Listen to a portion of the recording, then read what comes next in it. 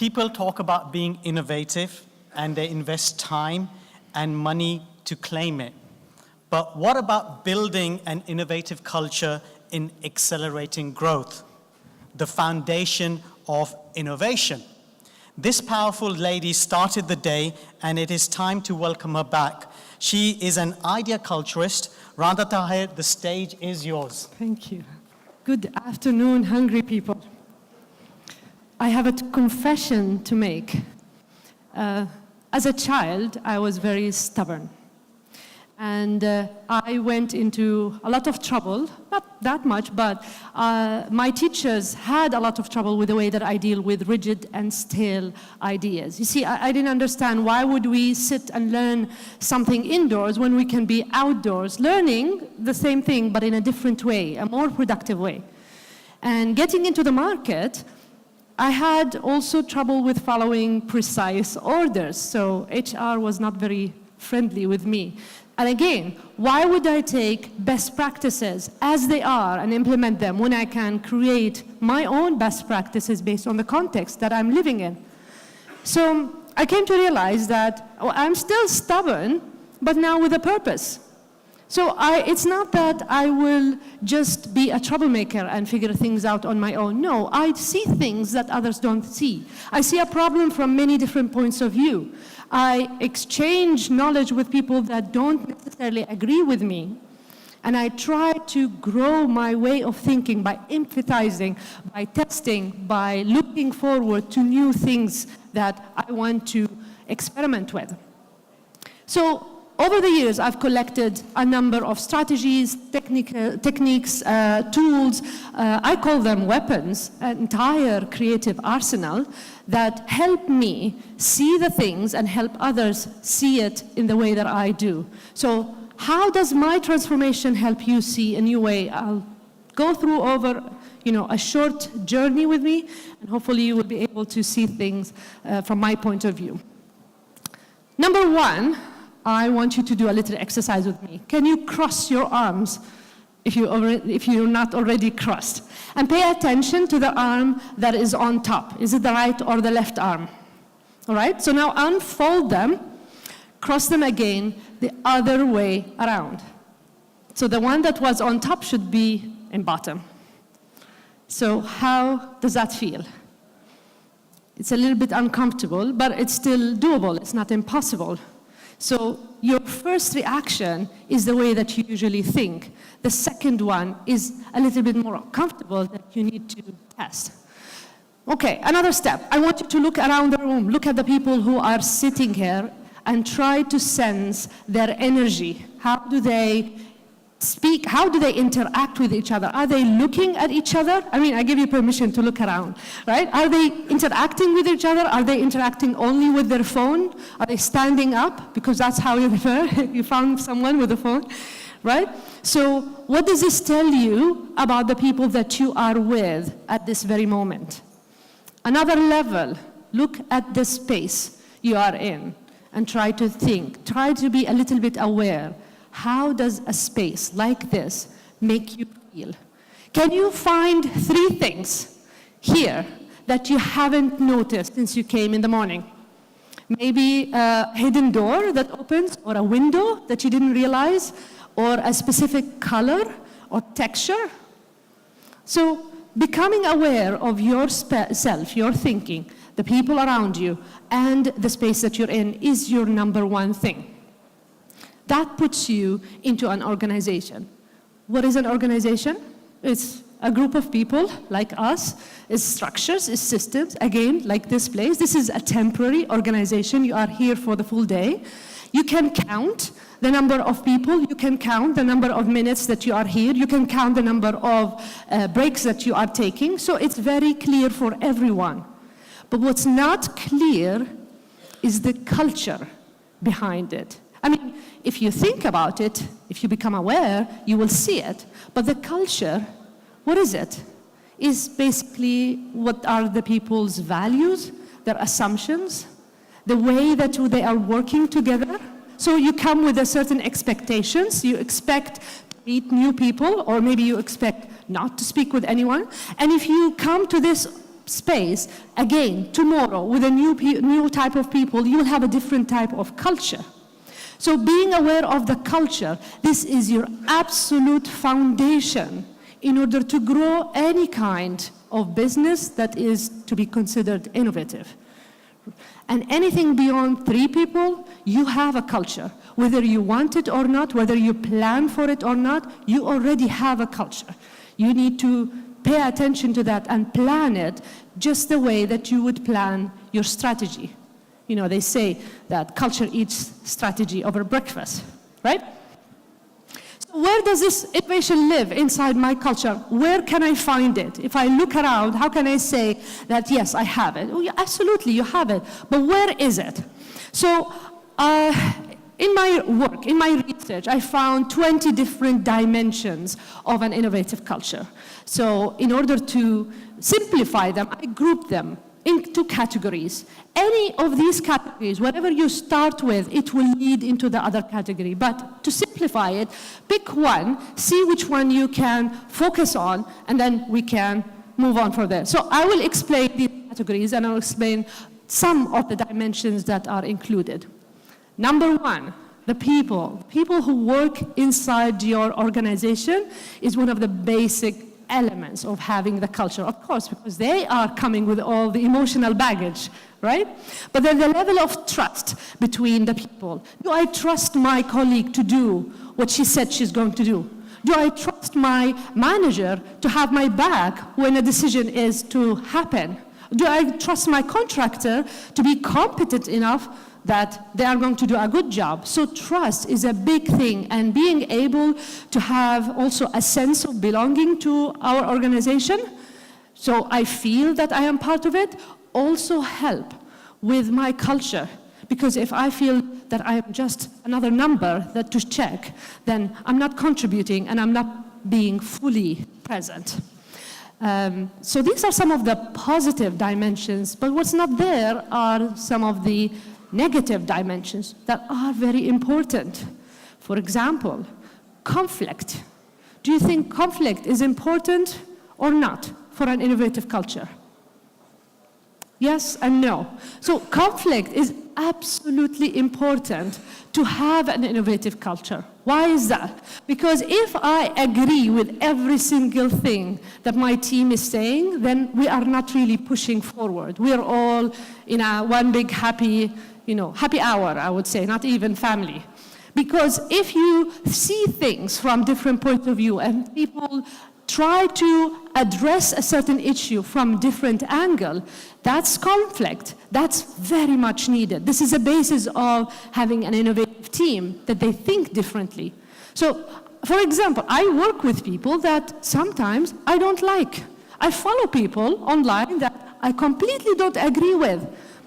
And why do I do that? For one simple reason. If I see their point of view, if I empathize with their eyes, then whatever I am making, it's going to be bulletproof because I've addressed the issues that they said, that is important for them, which might not be for me. So conflict, a small level of conflict is extremely important to have this people category flowing. Right? But the more intense it becomes, or the extended period, then you have a problem, right? Then we will have a problem. That, in addition to having a sense of not only guilt, but envy. We have a lot of envy in our hearts sometimes, for real reasons, because, I deserve this promotion more than her. Why did she get it when I did all the work? Yes, you could be right. But if you stay there, and if you have more than one person with a very envious heart, then number one, you are actually bottling down your own creativity. And number two, you are ruining the culture for everyone because you're not moving on. Second category is processes and systems. So these are the systems or the different directions that we take in whatever industry we are working with, the step-by-step, the control that we make to ensure that we make things perfect. So yes, you want to be efficient, but you know what? The more efficient you become, the more bottlenecks you are creating. The more people need to ask for permission and get those stamps, the more that you're slowing your innovative culture down. If you don't have an experimentation mentality, if you don't allow people to try new ways of doing, new ideas to share, new products to experiment with, allow them to experiment without keep coming for permission, removing some of the bottlenecks that you already have, then you will have a dynamic culture. That's one of the dimensions. Then you will have an organizational creativity, so everyone systematically is running through a creative process. Then that system by itself, regardless of who comes and leaves from your people, will ensure that you have an innovative culture. Third one, resources. We say we have resources. How many people are sharing your resources, or do you even give access to those resources? So access to information, to important report, for example, not confidential report, but important one that maybe you don't think that this department need it, or maybe they're not going to use it at all. Why would accounting want to hear anything about market research? You never know. You give this access and let them experiment. It goes back to the process. Let them experiment and see if they can use anything. Give them access to technology. If you have technology, without, again, getting all the permission to use it, a simple thing as a 3D printer, why do I need to tell you what do I need it for every time I'm going to use it? That's actually slowing me down. Give them your funds. I know many people say, okay, we don't have enough money. We don't even have money to have a research and development department. Yeah, but you do have money. You just don't have loads of money. So if you figure out a way to give your people, those you trust, right, those who have synergy between them, if you give them access to funding to do the experiments that they need, then you have your research and development in every single department, in every single mentality. That builds into your culture of innovation. The fourth category, tools and methods. So tools is basically a way for you to manage an idea. Diversion tools, brainstorming, brainwriting, affinity diagram, concept fans, hundreds of tools to help you come up with ideas from different points of view. Methods, on the other hand, are a little bit more longer, right? Not that long. They're still, pretty flexible and easy, but the method will require more than one tool. Basically, a tool to diverge and a tool to converge at a minimum. A converging tool is a selection tool, right? How do I make decisions from all the options? How do I choose which one? What planning tool can I use? So a method could be the design thinking method that will have empathy tools, it will have prototyping tools.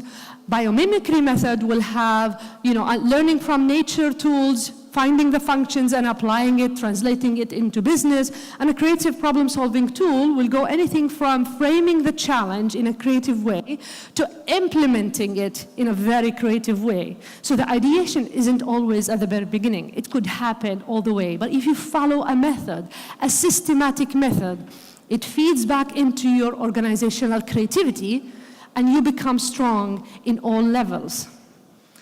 Last one is space, and the effect of space that we have on our own thinking.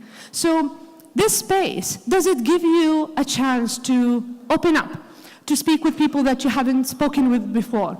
Or does it make you feel very small compared to how big is it? It depends on how you see a space. I one time had a project. A few years ago, I had a project to complete, right? So what I needed to do is I needed to fill a very specific plan. Detail, timelines, budget, everything, very specific. So I went to this beautiful coffee shop. It was on the sea, big windows, lots of people hanging around. I like to be around people, so I thought this was a perfect place. 3.5 hours in that space, and I couldn't get my job done. I couldn't, because the space didn't help me with the function that I was doing. You see, an open space, view to the sea, view to the world, big windows, is a very good space to imagine things, to see scenario, to look at the future, to imagine connections that haven't been done before. It's not the right space for you to create details, to fit together ideas. You need a little bit more compact, and you need people who are working around you to have the sense of getting things done. So working all the time in an open space environment is really not helpful unless you have closed rooms for your employees to use. So, and then depends again, if you are doing, if you're in a micro environment and there are only 3 or 5 of you, then figuring out what space do you want to sit in based on the function that you are doing is very important. So putting all these together, right? You need to innovate. You need to be ahead of the game. You need to have a happy and productive day, an environment. So how can you look at it? How can you put it together? Some days are very creative, and other days you are stuck. But if you start with a foundation and pick one area and slowly build it, you will grow in it. I will leave you with 2 steps. 2 steps to think about. Number 1, heighten your awareness. Become observant. See where you are, feel where you are, and how you are working. All right? So how do you think? And then start paying attention to the people around you, and then how do they collaborate with each other? What's the energy there? Make notes. And then number 2, run mini experiments. Those experiments could be anything from let's do a stand-up meeting to let's introduce a warm-up exercise before the beginning of the meeting so that we can build trust better, so we get to know each other. Let's meet entrepreneurs in our organization, those people that have, an entrepreneurial mindset but choose to work in your organization. Those people are brilliant in finding gaps in efficient systems. So meet those, conduct these mini experiments. Swap offices for a day. Try to see your problem from literally at different points of view. So these are many experiments that you can run. The idea is test one, run it for some time. You decide how long you want to run it for, and then observe. And if you like it, rinse and repeat. If you don't, you change. So the last I want to share with you, all's done. The last thing I want to share with you is that we're all innovative. Creativity is part of us. Actually, the right brain in your head was developed in the fetus before the left brain. The difference between you and a genius is that they know how to balance better their creative mind with their strategic mind and logical mind. So try to bring that balance back up again, right? Become your innovative self again. You will have better chance to be more bold. You ask for things, and if things don't work, you change it. If you want these slides, ask for them. I'll send it to you. But the world needs radical change right now, and it starts here. It starts with you observing where you are at this moment. Thank you for your beautiful smiling face. I hope you have a very good day.